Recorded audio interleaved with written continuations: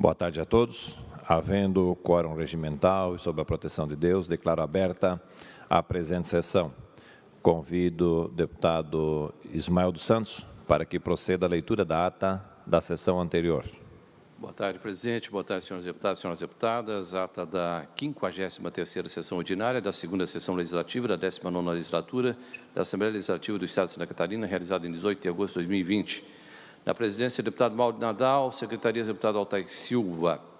Às 14 horas do dia 18 do mês de agosto do ano 2020, nessa cidade de Florianópolis, capital do Estado de Santa Catarina, reuniu-se a Assembleia Legislativa em sessão ordinária. Havendo quórum regimental, o senhor presidente declarou abertos os trabalhos e convidou o senhor deputado Altair Silva, terceiro secretário, para proceder à leitura das atas das sessões anteriores que, em consonância com o parágrafo 1º do artigo 106 do Regimento Interno, o senhor presidente deu-as por aprovadas. Expediente. O senhor presidente solicitou que se procedesse à distribuição. Breves comunicações. Fizeram uso da palavra os senhores deputados Padre Pedro Baldiceira, Altair Silva, doutor Vicente Caro Preso e Sargento Lima e a senhora deputada Luciane Carminati. Grande expediente. Neste horário destinado aos partidos políticos, fizeram uso da palavra os senhores deputados Kennedy Nunes, Bloco Social Democrático, Neudi Sareta, PT, Nilson Berlanda, Ivanates, PL, Moacir Sopelsa, MDB e Bruno Souza, Novo. Ordem do dia.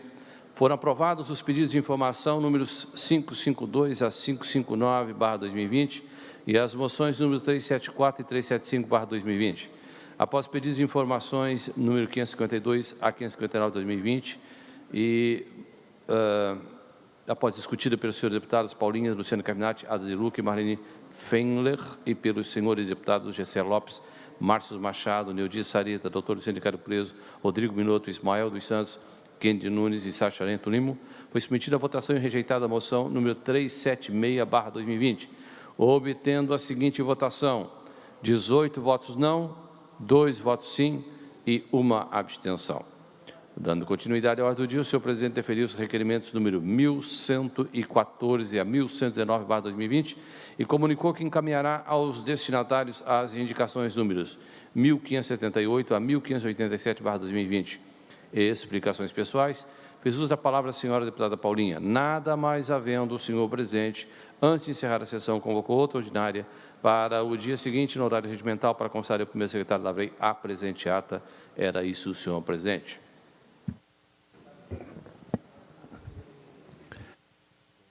Dou por aprovada a ata que acaba de ser lida. Solicito a assessoria para que proceda à distribuição do expediente. Breves comunicações. Fará uso da palavra pelo tempo de até 10 minutos a deputada Luciane Carminati. Quero cumprimentá-lo, presidente, e cumprimentar a todos os meus colegas deputados, deputadas e a todo o público que acompanha a TVA pelos veículos de comunicação da L. Começo a minha fala mostrando uma imagem que eu gostaria que vocês acompanhassem pelo telão da LESC e quero fazer o seguinte questionamento.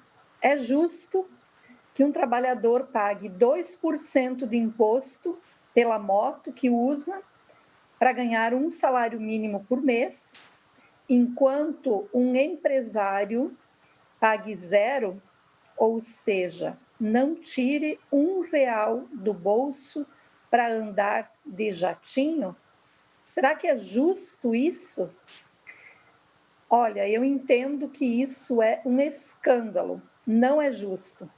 Bem, este não é apenas o sistema tributário em vigor no Brasil hoje, como é o sistema tributário que a proposta do atual Ministério da Economia quer manter. Se o país está discutindo reforma tributária, é preciso trazer à tona algumas realidades. O que o ministro Paulo Guedes está propondo é a simplificação tributária, mas isso não é o suficiente.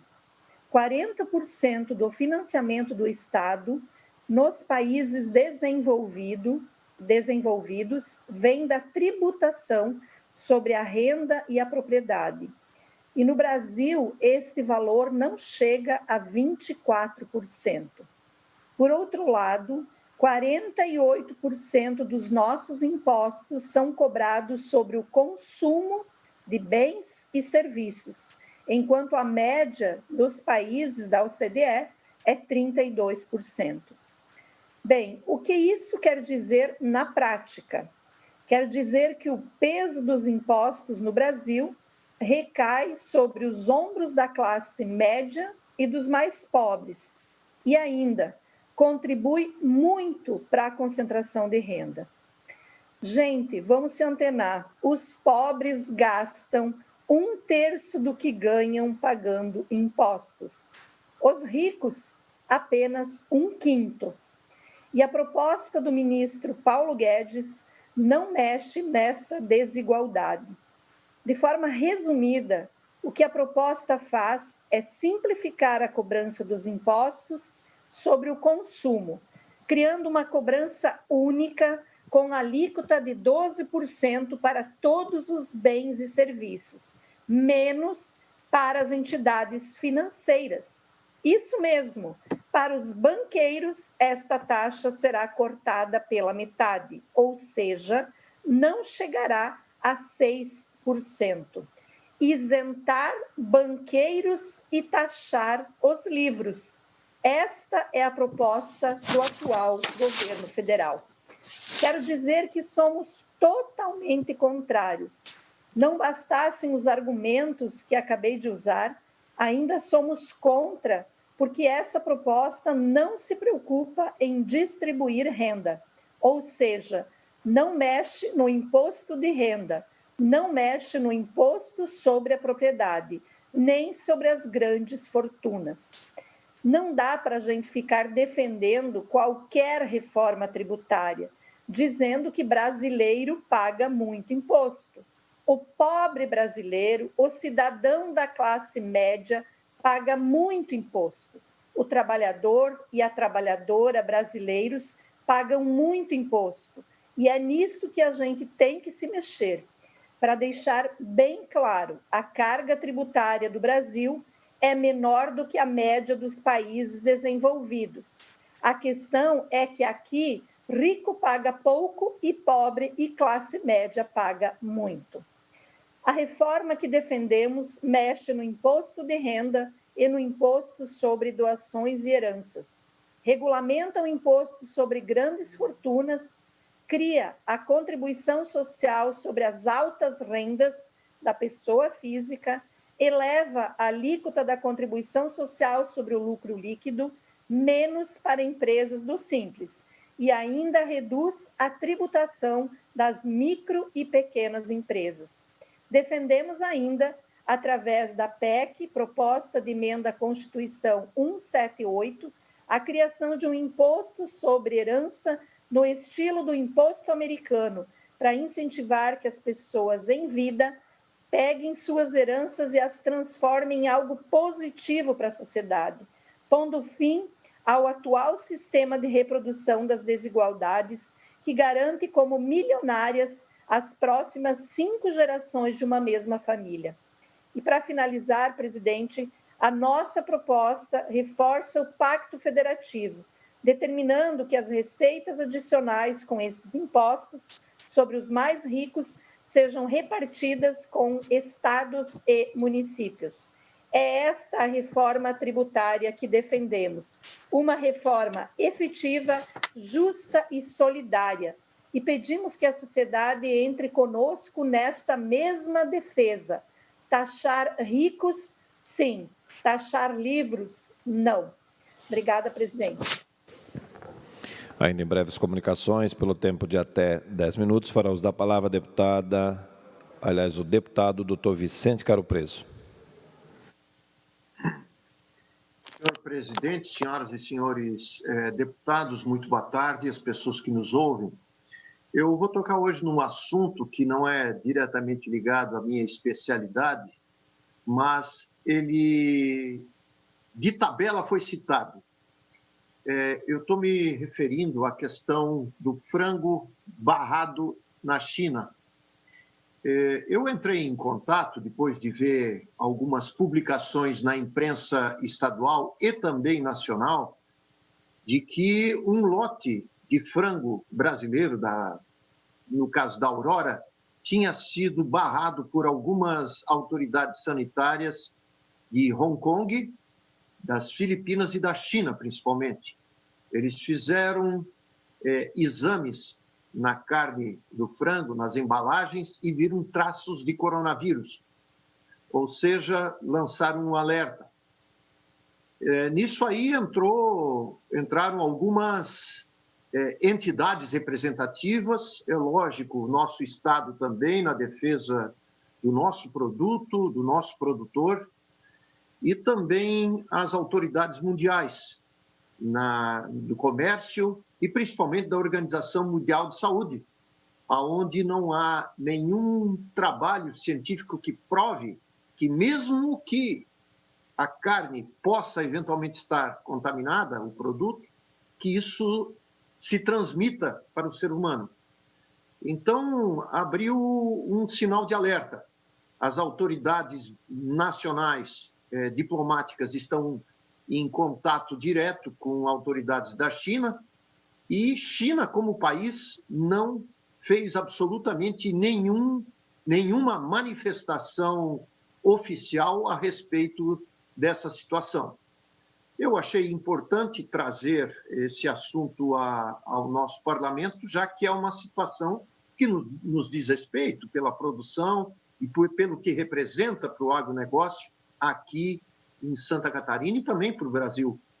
Então, eu gostaria, inclusive, também de ouvir de especialistas aqui, no caso do Altair, do Zé Milton, e principalmente do Sopelsa, que foi o último secretário de Estado da Agricultura, que ele pudesse avaliar essa situação que potencialmente é ruim para nós. Como é que um país que mantém comércio bilateral tão intenso com uma nação como o Brasil, pode lançar uma notícia de suspeição sem nenhuma base fundamentada? Isso transparece uma grande jogada comercial para a redução de preço da carne no mercado, e é lógico que a nossa diplomacia tem que agir de uma maneira com vigor. O Ministério e a Anvisa, todos os organismos nacionais, o Ministério da Agricultura tem que entrar em ação para proteger, desmistificar e absolutamente colocar a posição de que a produção brasileira merece todo o nosso respeito e, acima de tudo, todas as condições sanitárias que estão sendo feitas para a produção e manipulação dessas carnes.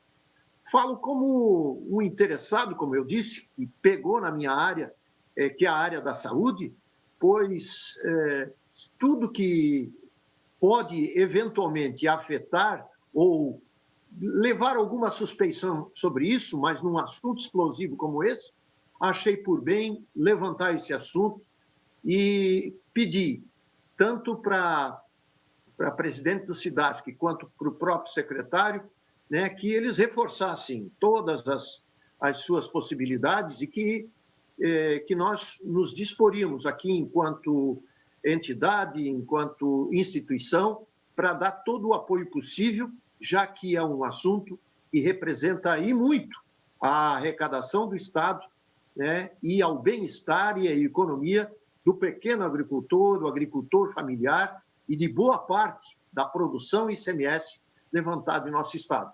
Obrigado, senhor presidente. Estamos em breves comunicações. Fará uso da palavra o deputado Sargento Lima.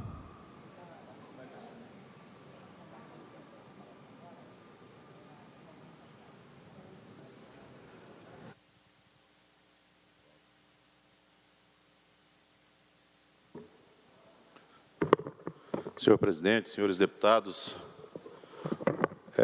na data de ontem, devido ao avançado da hora, a gente foi recebendo via WhatsApp os deputados que acompanhavam. Eu tentei, de uma forma ali, citar todos ali, e passou ali desapercebido o nosso amigo, que a minha bateria acabou no meio da sessão ali, o deputado Márcio Machado, lá da cidade de Lages, também nos acompanhou até o final. Então, mas enfim, ontem não houve tempo.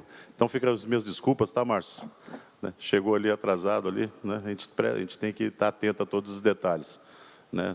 Fiz questão de citar todos ali que acompanharam os trabalhos até praticamente 1h da manhã ali, foi quando foram encerrados, né? E também houve a impossibilidade, devido ao tempo, de fazer os agradecimentos. Então, deixei para o dia de hoje, para a gente poder contemplar aquelas pessoas e honrar aquelas pessoas que nos honraram, né? Quero fazer um agradecimento especial ao presidente Júlio Garcia, que nos deixou disponível para a gente ali todos os recursos possíveis que a casa podia oferecer para que a gente executasse com bastante tranquilidade e com bastante eficiência o nosso trabalho. Agradecer a todos os servidores dessa casa, todos, sem exceção de nenhum deles, né? A gente começa pelos nossos amigos da segurança, que às vezes tarde da madrugada ficaram nos acompanhando na sessão, né, da nossa briosa Polícia Militar, que nos acompanharam, o serviço de Copa, sempre nos traçaram com tanto carinho, sempre preocupado com o nosso conforto, né? E a própria equipe da comissão.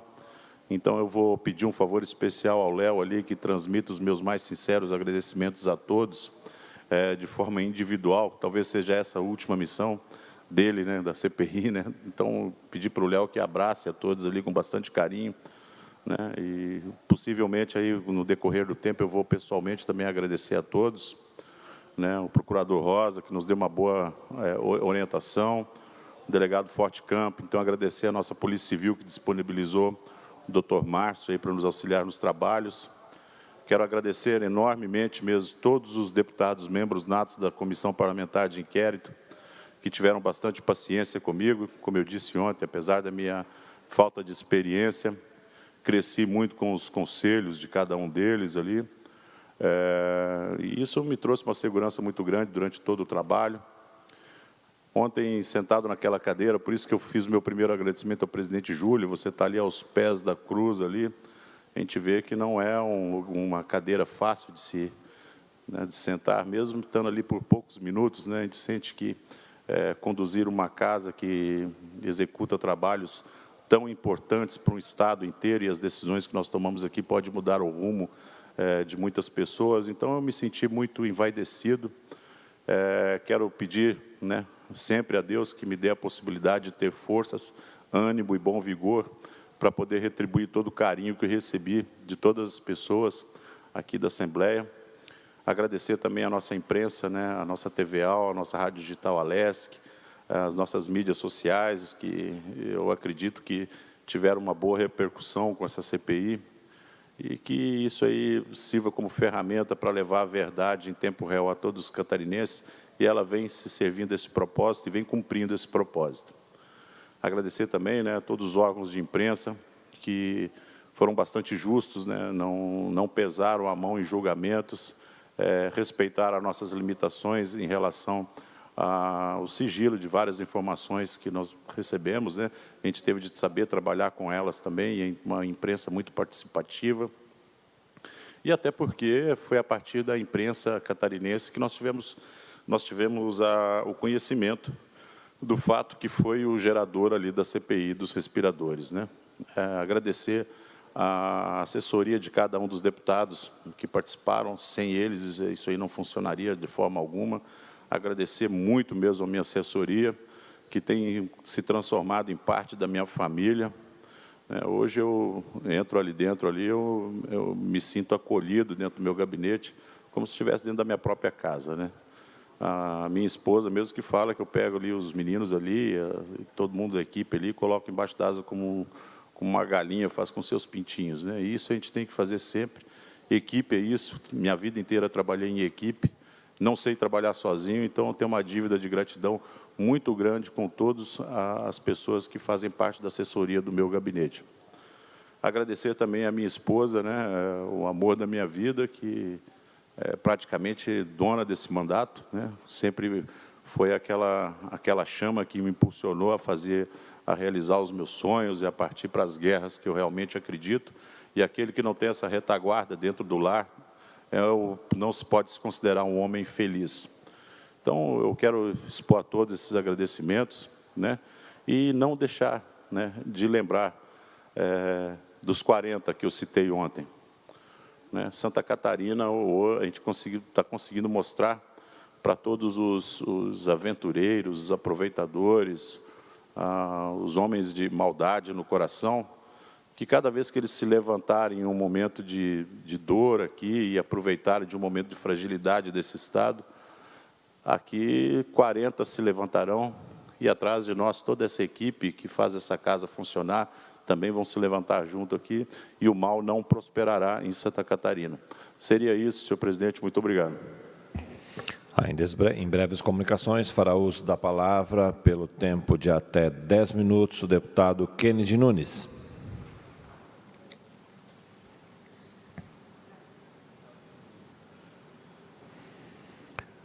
Breves comunicações, fará uso da palavra o deputado Márcio Machado. Obrigado, presidente. Cumprimento Vossa Excelência, o deputado Mauro de Nadal. Cumprimento também os colegas, quem nos assiste nos canais respectivos. Presidente, o que me faz ir à tribuna hoje é a ANEEL, Agência Nacional de Energia, autoriza a Celesc a ter um aumento de 8,42% na tarifa de luz. Estava pesquisando mais informações e aqui no site Valor Econômico, o lucro da Celesc sobe 98% no primeiro trimestre. As Centrais Elétricas de Santa Catarina informou um lucro líquido de 144 milhões de reais. Essa agência reguladora, como as demais, só tem um olhar que não é para o consumidor, mas para as empresas. Os acionistas estão de sorriso largo. Então, é um desrespeito no momento de maior instabilidade para o setor, especialmente privado, que está tendo desempregos de forma acelerada. Então, o exército de reserva de desempregados aumentou em muito e, de repente, a Celesc busca um aumento de 8,32%, sendo que o IPCA, de acordo com o IBGE, nos últimos 12 anos de junho, teve um índice de 2,13%. Os últimos 12 meses, em julho, o IPCA teve um índice de 2,13%. E a Celesc consegue um reajuste na tarifa de luz nesse momento de instabilidade que deveria ajudar o consumidor. Eu, presidente, eu moro sozinho. Eu gastei, no último mês, aproximadamente R$200. E aqui eu não tenho equipamentos ligados direto. É apenas um aquecedor no meu escritório, o meu computador ligado e para poder carregar o meu celular. Imagine uma família com vários filhos, pai, mãe, às vezes tem os avós, quanto que gasta em relação à energia elétrica. Isso é o capitalismo. Isso não é socialismo. Isso é capitalismo. Então, um lucro de 144 milhões no primeiro trimestre, é isso que a Celesc, a briosa Celesc, podemos dizer assim, ela nos presenteia em momento de crise. O Covid destruindo empresas. Eu aqui em Lages saí esses dias, várias lojas fechadas. Por quê? Porque desempregou.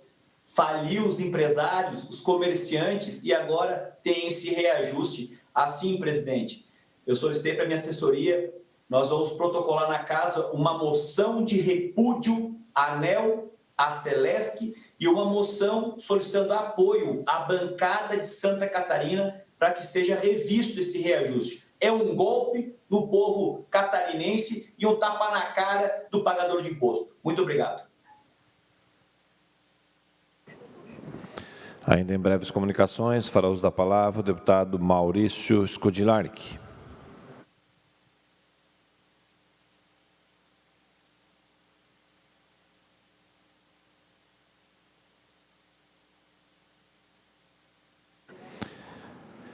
Estamos em breves comunicações. Fará uso da palavra a deputada Ada Faraco de Luca.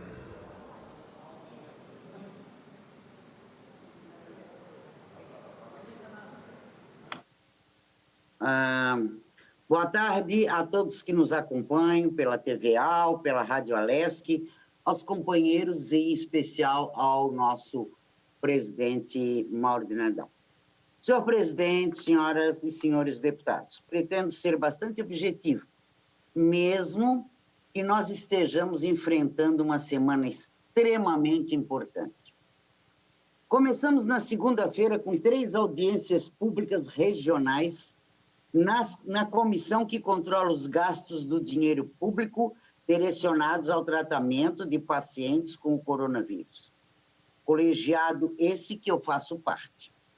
Nas reuniões, ouvimos os relatos de angústias e apreensão dos prefeitos do Oeste, do Norte, do Estado e da Grande Florianópolis. Ouvimos também, da boca do secretário de Estado da Saúde, que o número de casos vai aumentar. Vai aumentar. Ou seja, a curva de pessoas doentes e de óbitos ainda aponta para cima. Conforme o boletim oficial mais recente do Estado, 1.889 pessoas já haviam entrado em óbito até ontem. Além disso, 124 mil catarinenses tiveram resultados positivos para o Covid-19. Isso significa uma taxa de letalidade maior que 1,5%. Ou seja, de cada 100 pessoas que pegam o coronavírus em Santa Catarina, entre 1 e 2 vão morrer. Sabe que isso me assusta? E sabe o que é que me assusta mais ainda? É que tem gente que não acredita. Outro dado muito grave das pessoas que morreram, 347 pessoas tinham plena saúde. Plena saúde. Ou seja, não tinham comorbidade nenhuma. Não tinham nada, não era de risco, não era diabético, não tinha pressão alta, não. Saudáveis e quase que eles todos jovens. Não bastasse esses números, nos deparamos com a falta de informações claras e objetivas sobre a quantidade de leitos de UTI que teremos para acolher os pacientes, já que a curva está subindo, tá? Os graves e os gravíssimos, tá? Que precisam de tratamento em intensivo, não o tratamento no lar ou numa enfermaria ou num quarto de hospital, é o intensivo. Em Joinville, por exemplo, dos 85 leitos para tratamento de Covid, restam apenas 5 disponíveis. 5. Em Criciúma, também, 5 leitos disponíveis. Em Chapecó, 4. Em Balneário Camboriú, todos os leitos lotados, ocupados. E a fonte não é minha, a fonte é do governo. Né? Lógico que não ia ser minha. Era uma reunião para falar de coronavírus, mas o secretário, por mais que ele esteja sendo atencioso e tentando responder, enfim, tenha sido assíduo em todas as reuniões, certo? Ele falou, no geral, no leito das UTIs. E eu, olha, juro, eu não entendi. Sabe aquela pessoa que sai para colher fruta, para colher laranja, mas também traz maçã? Então, ou seja, misturou tudo. É brabo. Pois bem, além das audiências públicas, tivemos também uma reunião com a Comissão de Saúde, com a participação novamente do secretário. Na reunião, tivemos que ouvir o seguinte pedido do secretário. Pasmem. Que os municípios ajudem a assumir, ou assumam, eu não lembro bem, gestão de crise. Que gestão, eu questionei? Gestão financeira? Gestão administrativa? Aí também eu fiz um pedido, e um pedido de informação, para que o secretário explique o que ele quis dizer, certo? Nós temos 56 hospitais em Santa Catarina. 13 são responsabilidades do Estado. Os demais são filantrópicos ou municipais. O que seria do povo catarinense se não fossem os hospitais filantrópicos? Valha-me Deus! O que seria do nosso povo diante da completa incapacidade do Poder Executivo Estadual gerir a crise? Gente, é questão de gerir a crise. Seria um caos, né? O próprio secretário disse, municípios, assumam a gestão. Barbaridade. Bom, então chegamos à noite. Na noite de ontem, acompanhei cada minuto da sessão que apresentou o relatório da CPI dos respiradores. Foram quase 7 horas de trabalho intensivo dos colegas parlamentares, no qual quero parabenizar a todos que fizeram parte, até na hora da leitura, deputado Kennedy, enfim, todos eles, deputado Cobalcini, foram muito didáticos nas suas leituras. Quero parabenizar a todos vocês. Ficou bastante evidente a responsabilidade do senhor governador no processo por 2 motivos. Tá? O governador foi omisso, né? Considerando a responsabilidade do cargo que ele ocupa, tá? E a gravidade da situação que nós enfrentamos. A segunda, achei que o governador foi relapso com a operação que resultou em desperdício de 33 milhões de reais do dinheiro público catarinense. Com esse dinheiro, quantas UTIs a mais nós poderíamos ter ativado pelo Estado? Quantas UTIs para evitar o colapso no sistema diante do aumento do número de casos? Temos 510 leitos ocupados, pouco mais de 200 vagas disponíveis. Isso que não chegamos, lembrando sempre, no pico da curva.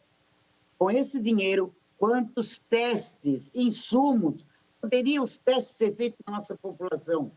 Vocês sabem quantos testes foram feitos até o momento na população catarinense? Informação do governo. Foram pouco mais de 500 mil testes. Isso somando teste rápido e teste laboratorial, teste do nariz e da sorologia. Tá? Foram mais de 500 mil testes. Somando, 500 mil testes para uma população, gente, de 7 milhões de pessoas. Isso não é nada, não é nada. Poderíamos ter uma testagem em massa da população, fazendo com que o isolamento social fosse mais objetivo e efetivo. Mas não, foram 33 milhões jogados em algum ralo, no ralo.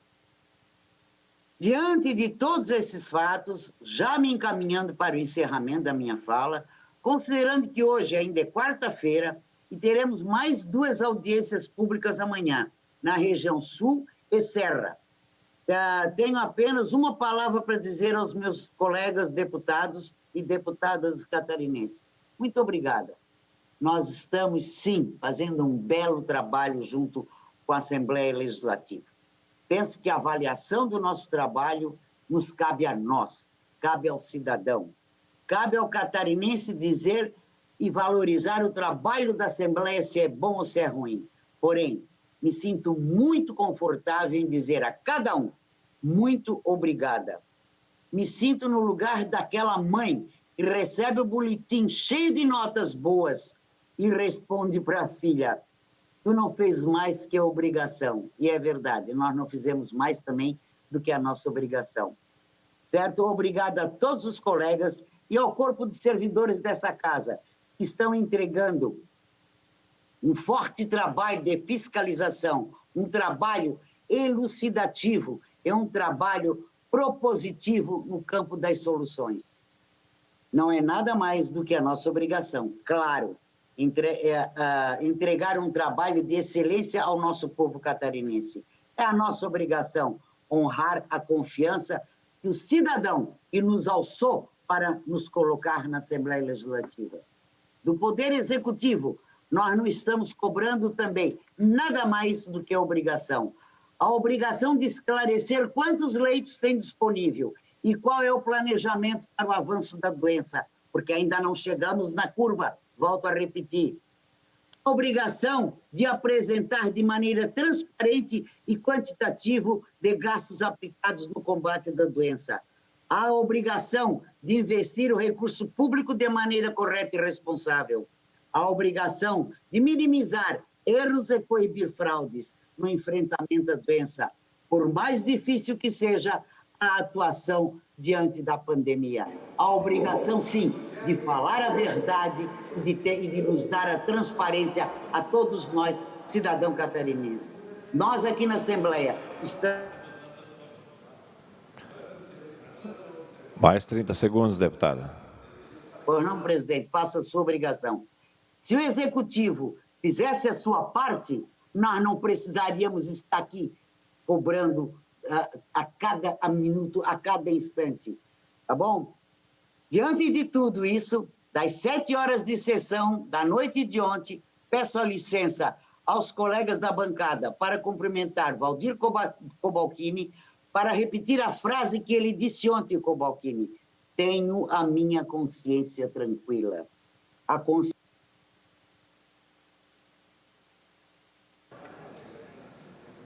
Mais 30 segundos, deputada. Administra bem o dinheiro público, exige, prepare responsabilidade. Então, companheiros e colegas, queremos também parabenizar a cada um, além de parabenizar a cada um que está dando a sua cota, parabenizar o nosso presidente, que está dando toda a assistência para o trabalho dos 40 parlamentares. Muito obrigada também ao presidente Júlio Garcia. Um abraço em todos vocês. E estou com saudades. Breves comunicações, fará uso da palavra o deputado Gessé Lopes.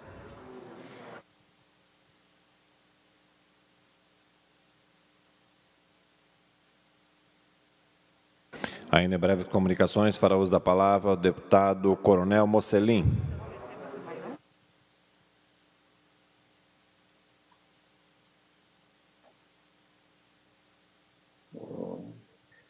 Bom dia, presidente. Eu vou deixar para posterior, que eu ainda não preparei um materialzinho que eu quero fazer uma homenagem aos bombeiros que estão atuando nas ações de socorro nas famílias afetadas, mas eu não tenho todos os dados ainda. Então, se possível, após a sessão, eu faço essa apresentação. Fará uso da palavra nesse momento, então, o deputado Gessé Lopes. E, na sequência, Vossa Excelência, se estiver com o material preparado, senão o deputado Padre Pedro já está a postos também. Boa tarde, presidente. Boa tarde, colegas. Esta semana, nos deparamos com uma triste notícia, que é uma realidade no Brasil. Um estupro de uma criança de 10 anos de idade, que foi estuprada, violentada por alguns anos pelo seu tio e muito provavelmente também por outros integrantes da família. Pode passar o primeiro vídeo. Só que uma coisa eu peço, da mesma forma que fazer um exame meu, quero que faça um exame do avô dela e do filho do avô dela que morava na casa. É lamentável você ter que olhar para um vagabundo desse e não poder dar logo um tiro na cabeça de um salafrário dessa estirpe, juntamente com os outros que ele está denunciando aí, provavelmente, que também cometeram essa atitude. E difícil e lamentável também é admitir que muito disso é culpa do próprio Estado. Porque esse cidadão, em 2011, foi preso por tráfico e posse de arma ilegal. 2014, fez a saidinha e não voltou mais. 2015, foi recuperado, foi recapturado. E em 2017 foi para um regime semiaberto. As facilidades e a política de desencarceramento no Brasil é que estuprou e violentou essa menina. Porque era um cidadão que era para estar preso, um vagabundo, e estava solto pelas facilidades das políticas de desencarceramento no Brasil, lamentavelmente. No Brasil, não se pode prender em segunda instância, não pode ser preso em segunda instância. Inclusive, deputado Lima, com o apoio da esquerda. Por quê? Porque estava safando com o habeas corpus do larápio, né? E mais uma facilidade para vagabundo se dar bem aqui no Brasil. Inclusive, a esquerda, né, o deputado, é a promotora do caos no Brasil, né? É liberação de drogas, ideologia de gênero, doutrinação, destruição da família, tudo que essas lutas sem sentido, que não chove nem molha, né? Aí a gente fala um tanto que defende aí, que são contra o estupro, contra a violência contra a mulher, mas de efetivo, nada, nada. Aí tu vai olhar o que esses grupos feministas fizeram pelas mulheres, nada. No máximo que fizeram foi essa musiquinha aí. Pode passar. Estuprador é você! É a polícia! São os juízes! É o Estado! E o presidente! O Estado opressor é racista e estuprador! Aí vão para a rua fazer protestos, dizer que eu sou estuprador, que tu é estuprador, que todo mundo é estuprador, que o juiz é estuprador, que o presidente é estuprador, que a polícia é estuprador. Falou na música. Isso aí é o que elas têm de efetivo mostrado na prática. Mas sabe por que elas falam isso? Porque elas acreditam, eles, sei lá, acreditam que existe a cultura do estupro no Brasil, né? Que todo homem é um potencial estuprador. Todo homem é potencial estuprador. A cultura do estupro. Mas por que então não combatem a cultura do estupro lá com a das músicas do baile funk? Né? Por que não sobem o morro e vão lá combater aquela cultura, daquelas letras que objetificam as mulheres? Por que não vão combater, não vão fazer protesto lá? Né? Como, por exemplo, pode passar a imagem. Está ali, né, a ex-vereadora Marielle Franco, do lado ali, a gorda ali, é a MC Carol, uma feminista declarada. E aí, tu sabe por que elas não protestam? Pode passar o vídeo.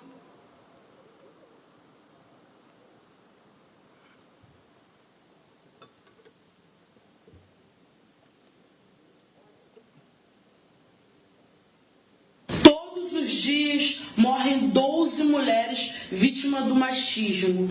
Liga pra Samu! Liga pra Samu! Ela quis transar com o texto, deu hemorragia no... Hoje faz 12 anos que Jandira Fegari relatou a Lei Maria da Penha. Essa lei tem que ser cumprida. Cospe na minha cara, me esculacha, vem por cima. Puxa meu cabelo, me chamando de bandida. E mete a porrada, diz que eu sou piranha. Todo mundo conhece a MC Carol de Niterói, 100% feminista, uma mulher que tem a história das mulheres brasileiras. Mas eu sou bandida, vou fazer você sofrer. Fui botar-lhe pra... Agora o novinho pra parar de odiar. O funk me salvou. Que isso, coração? Que isso, meu amor? Comecei agora e você já se... Superação. Superação, muita luta e muita dignidade. Que dignidade hipócrita essa que a gente tem que assistir e ficar quieto muitas vezes, porque ele não deixa. A gente fala, a gente é machista, a gente é homofóbico, a gente é tudo essas coisas aí. Né? E tem até outras letras aqui que eu fico até constrangido de ler. Vou ler as melhorzinhas. Sustenta essa parada, música da MC. Sustenta essa parada, vou aí de madrugada, de moto, armada, na sua casa. Me deixa pelada de 4 na sala, passando meu corpo na arma, me chama de gorda safada. Mais uma meia boca aqui, as pesadas eu nem vou ler. Novinha de 15 anos, novinho de 15 anos, pedófilo ainda. Eu vou tirar sua virgindade, vou tirar. Senta no sofá e fica à vontade, porque a Carol bandida vai tirar sua virgindade. É isso aqui. Essa aqui é a feminista que elas defendem aí, ó. Né?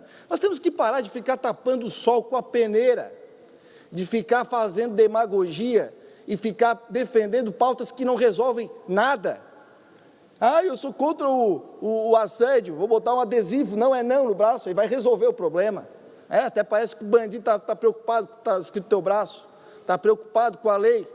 A lei é para pessoas de bem, para as pessoas que cumprem a lei, não para bandido, não para vagabundo que quer fazer mal para as pessoas. Vamos pensar, né? Vamos fazer coisa efetiva. Aí nós temos que ficar aqui aprovando projeto de lei que autoriza a farmácia a fazer denúncia, que a pessoa que ligou, e aí pergunta se a máscara é roxa e não é roxa, e aí tem que denunciar. Vamos falar coisa que importa.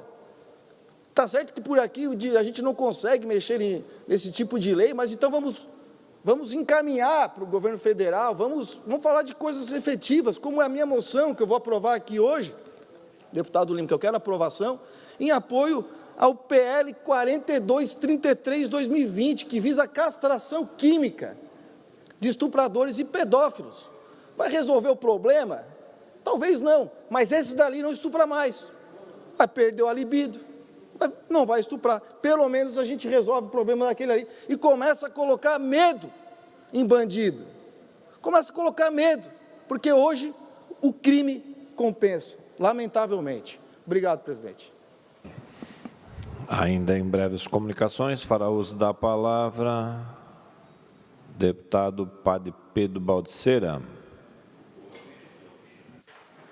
Senhor presidente, senhora e senhores deputados, gostaria de aproveitar esse momento, né, e trazer presente duas rápidas reflexões.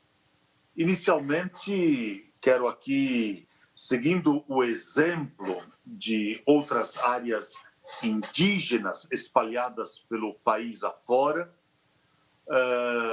o povo Xoclém de José Boatê solicitou o suporte do governo federal para estruturar um espaço para o isolamento dos indígenas que tiveram diagnóstico positivo para o Covid-19. E agora, no último final de semana, nós fomos extremamente surpreendidos pelas manifestações de lideranças dessas aldeias, relatando que haviam recebido do Exército 50 camas, 50 colchões e 50 cobertores para a utilização no isolamento das pessoas que estão com o Covid na aldeia. Nós recebemos imagens feitas pelas lideranças da aldeia, mostrando que o material enviado não tem qualquer condição, mínima condição de uso. São colchões completamente deteriorados, camas sem estrutura, cobertores, além de sujos, totalmente rasgados. Mas, principalmente, não há qualquer informação sobre a procedência deste material. Ou seja, o temor da aldeia é que o material, claramente sem qualquer preocupação com higiene, possa estar infectado. E nós sabemos que somente nesta área, lá de José Boatê, nessa área indígena, são 102 casos confirmados do Covid, com 2 óbitos. A proporção de casos em relação ao número de famílias mostra que a quantidade de infectados é muito preocupante. E o que agrava ainda mais o contexto destas famílias, ou daquelas famílias, são os novos casos que estão sendo confirmados. E eles seguem sem estrutura para isolar estas pessoas. Apenas queremos aqui fazer um apelo à FUNAI e ao governo federal que se reúna com as lideranças das aldeias indígenas do nosso estado e ouçam as reivindicações das populações originárias. É muito triste que, diante de um contexto tão difícil, tão perplexo, nós tenhamos populações completamente abandonadas.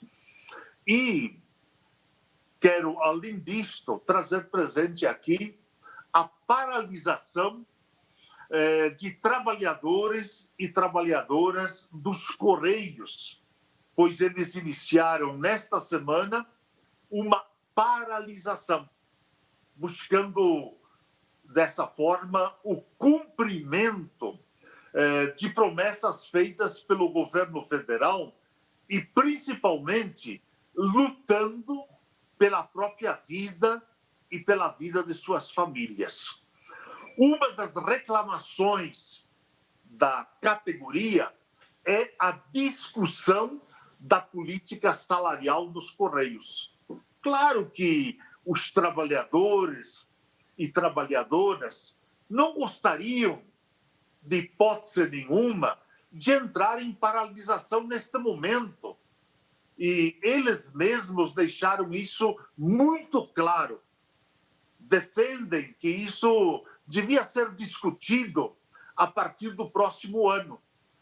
Mas, em razão do contexto vivido por todos eles, torna-se impossível não cobrar soluções e neste momento que nós estamos vivendo.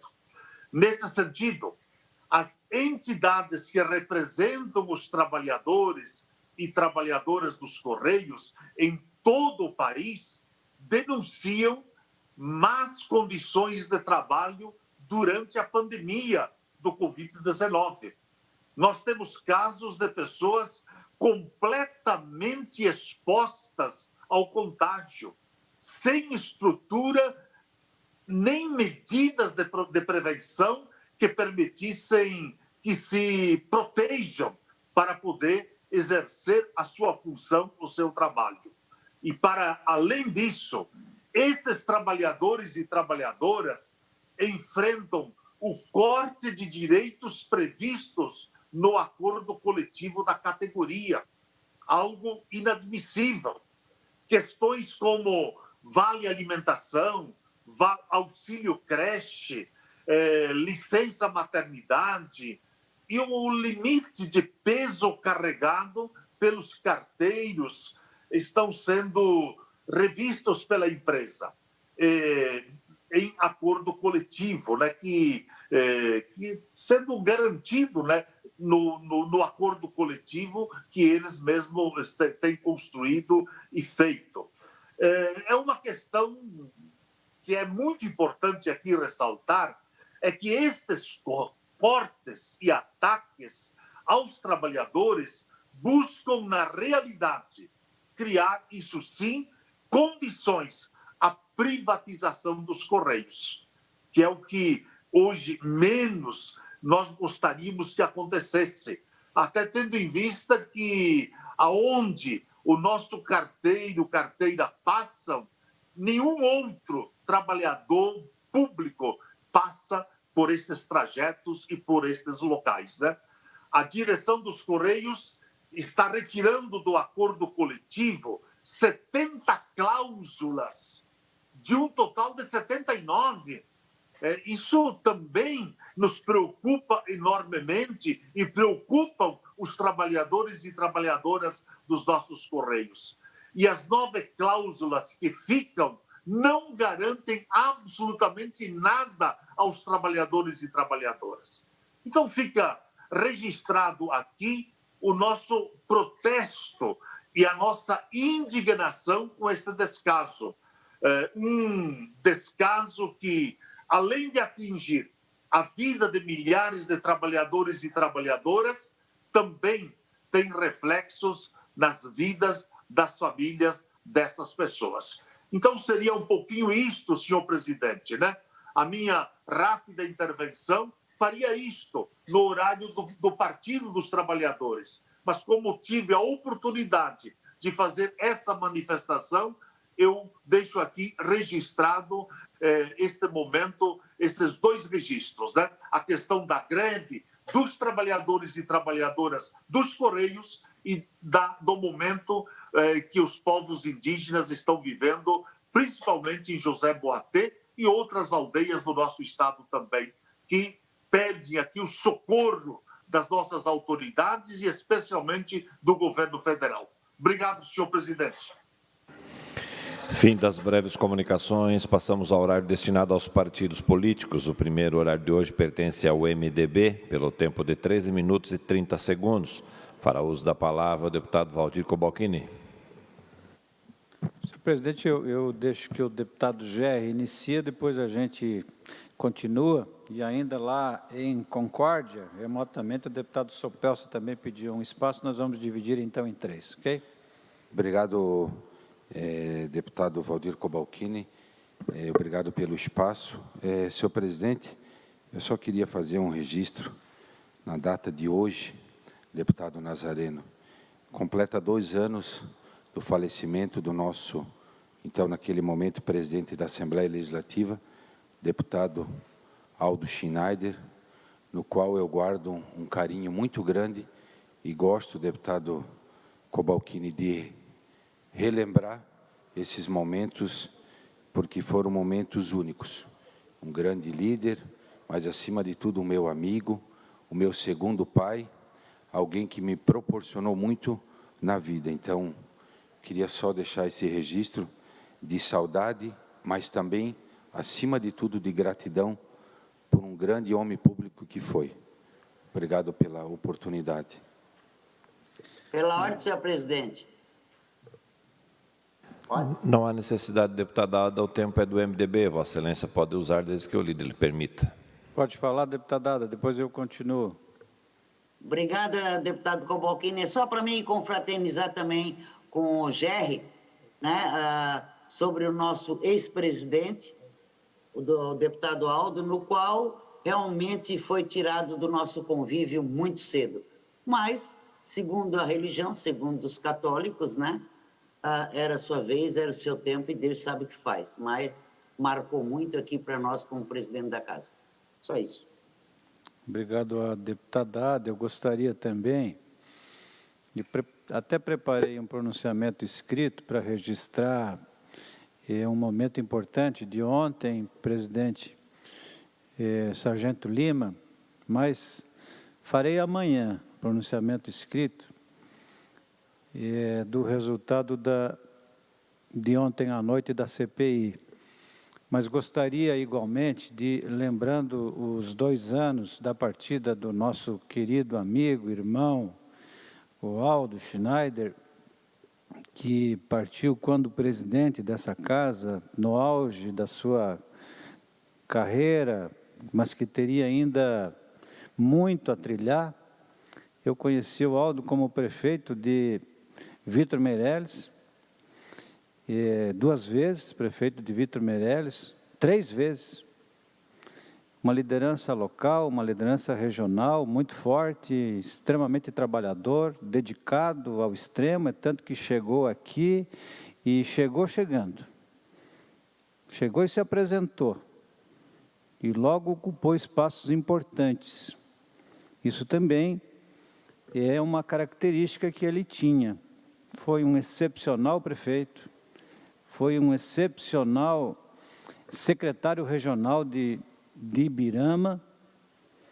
Eu, por um período, convivemos como secretários regionais e também quando secretário da Casa Civil, no governo Luiz Henrique, inúmeras oportunidades ele esteve na secretaria buscando sempre intermediar ações no governo para levar para a sua querida Vítor Meireles e para a sua região. Então, o Aldo nos faz muita falta, deixou grandes exemplos de companheirismo, era também um MDBista histórico, trilhou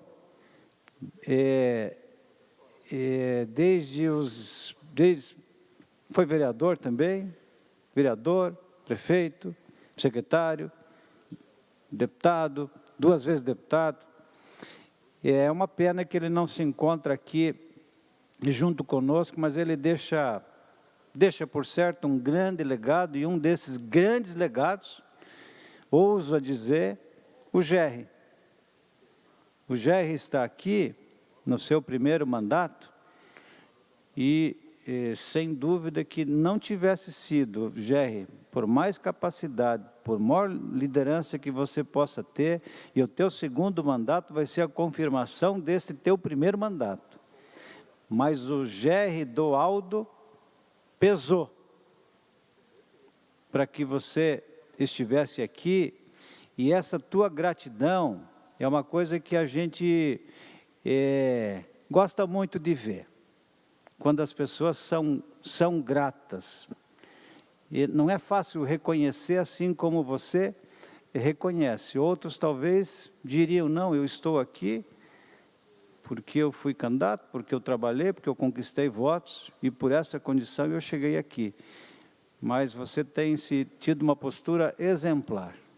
Então, quero te cumprimentar por isso e deixar ao amigo Aldo e à sua família o nosso reconhecimento também como presidente do partido em que fui, deputado Lima, num período em que visitei com ele todos os municípios, com ele, com o Gerry, com Peninha, visitamos todos os municípios do Alto Vale juntos, e se tem uma região em que o nosso partido é organizado e é forte, esta região é o Alto Vale do Rio Itajaí, pelo trabalho que você continua fazendo, que o Aldo fez, que o Peninha fez, que o João Matos fez, já há muitos anos. E você está dando continuidade e está fazendo muitíssimo bem. Eu gostaria apenas, antes de passar a palavra para o deputado Sopelsa, e já o farei em seguida, mas quero fazer um mais breve relato, para que amanhã eu possa, então, fazer um pronunciamento sobre o que aconteceu ontem, uma noite histórica, em que a CPI, através dos seus 9 integrantes, votaram por unanimidade, acolhendo o relatório construído, como disse o deputado Ivan Nats, por 9 mãos, mas que teve na presidência desta CPI o sargento Lima, uma postura correta, uma integridade, uma forma democrática da condução, manteve em alguns momentos em que houve alguns colegas que se exaltaram um pouco, se passaram um pouco, até mesmo depoentes, e o sargento Lima soube fazer com que o ambiente se tornasse muito leve. Então, parabéns, sargento Lima.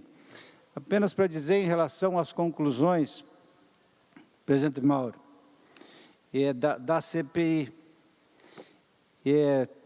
todos nós sabíamos, mas agora a sociedade catarinense, muitos até imaginavam que poderia ser mais uma, apenas mais uma de tantas outras CPIs que acontecem no país, que acontecem em outros estados e que, alguns diziam, vai virar em pizza. Não, não virou em pizza. Nós fizemos a nossa parte. Agora cabe ao Ministério Público, nós não julgamos, nós não condenamos. Quem julga é o Ministério Público, é o Poder Judiciário, que vai julgar aquilo que o Ministério Público apontar. Nós fornecemos elementos importantes, contundentes, sem dúvida alguma. Deputado Sopelsa, se Vossa Excelência tiver pronto, eu vou deixar para fazer o meu pronunciamento sobre a CPI amanhã. Vossa Excelência tem a palavra, deputado Sopelsa. Kubochini, muito bem. Deputado Vampiro, nosso líder. Eu só gostaria, na verdade, de hipotecar e de me solidarizar as tuas palavras em relação ao Aldo Schneider, né? E também tecidas ao nosso colega Gerry, dizer que foram muito honrosas, reais, e realmente me representa também. Só fazer esse registro da importância que o Aldo teve no parlamento catarinense e da continuidade que o Gerry vem tendo. Foi um homem sempre digno, de conversa clara, sempre um homem que fez as conversas na vice-presidência. A gente teve um momento muito tumultuado naquele momento, onde ele pediu uma procuração para poder efetivamente trabalhar em prol da construção de um projeto. Ele foi sempre realmente um homem que falou sempre conosco e teve uma conversa franca com os colegas. E assim não tem sido diferente com o Gerry, que deixa esse legado, o Aldo, que eu sempre acredito, além da família dele, mas o Gerry, como político, é o grande legado que ele deixa de trabalho para Santa Catarina e para os municípios do Alto Vale. Obrigado. Obrigado, deputado Vampiro. Sr. Pelsa, à vontade. Muito bem, só me orientam aí, podem me orientar quantos minutos eu tenho ainda? 3,5, mais um chorinho. 3,5, muito obrigado, muito obrigado. Eu quero primeiro cumprimentar a todos, cumprimentar o presidente Mauro, os deputados, as deputadas, e te parabenizar, viu, Gerry, pela lembrança de você trazer hoje aqui o segundo ano, né, de passamento do nosso amigo Aldo Schneider. Convivi muito com o Aldo na Assembleia e também na Secretaria da Agricultura, Gerry. Foi um grande parlamentar, foi um grande homem, mas tenho certeza que ele deixou o representante dele. Você também faz as vezes que o Aldo fazia, mostrando o teu trabalho, tua competência e a tua lealdade. Parabéns, viu, Gerry? Eu ouvia há pouco o deputado Mauro. Pena que não pude ouvir todo o pronunciamento do deputado, meu amigo, deputado Vicente Caro Preso, quando ele se manifestava sobre a questão da suspensão da compra de aves de uma indústria de Santa Catarina pela China. O doutor Vicente é médico e deve ter muito mais conhecimento do que eu. O Ministério da Agricultura, a Secretaria da Agricultura, se manifestaram, a Associação Catarinense de Produtores de Aves se manifestou, dando informações e julgando que impossível que o produto que estava sendo condenado na China pudesse ter o vírus do Covid-19. Uma vez que é um produto que passa alguns dias no porto, que é embarcado e que fica talvez um mês, alguma coisa a mais, dentro de um navio, um produto congelado. Então, nos deixa muita dúvida e temos que registrar, o deputado Vicente tem razão, temos que registrar isso e fazermos tudo para esclarecer esse fato.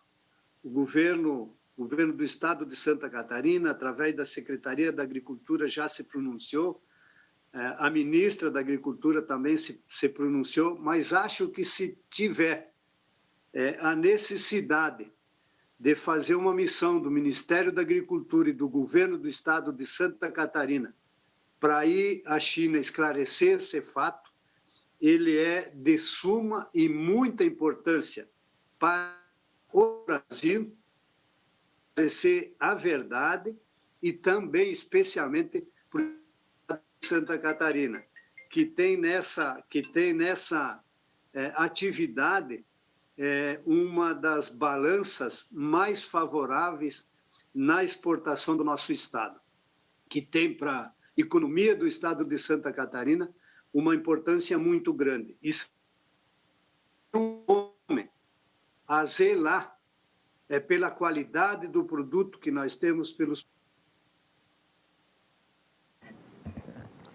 Mais 30 segundos, deputado Sopelsa. Tem que abrir o som.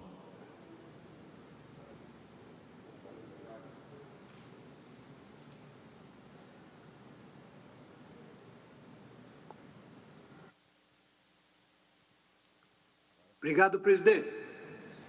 Ok, deputado. Próximo horário pertence ao PL pelo tempo de 8 minutos. Mas aproveito o tempo enquanto o PL se programa para também prestar aqui minhas homenagens ao passamento do nosso querido amigo Aldo Schneider, 2 anos, que o amigo foi ocupar um espaço de destaque ao lado do nosso Criador, que este mesmo o guarde sempre em autoestima. Um grande amigo, um grande professor, uma pessoa que deixou um grande legado a esta casa, a todos nós pares. Fomos prefeitos juntos, chegamos aqui como deputados juntos. Aprendi muito nesse curto espaço de tempo que tivemos de convivência, mas é uma pessoa que a gente guarda um sentimento e uma lembrança muito boa, muito bacana. Então, que Deus sempre o tenha em lugar de destaque.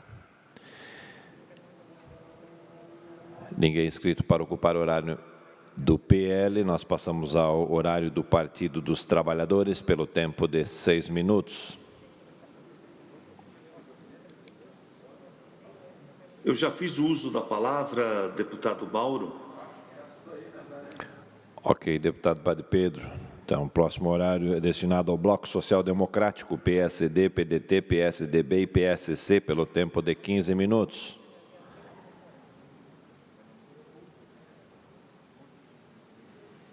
O próximo horário pertence ao PSL, pelo tempo de 7 minutos.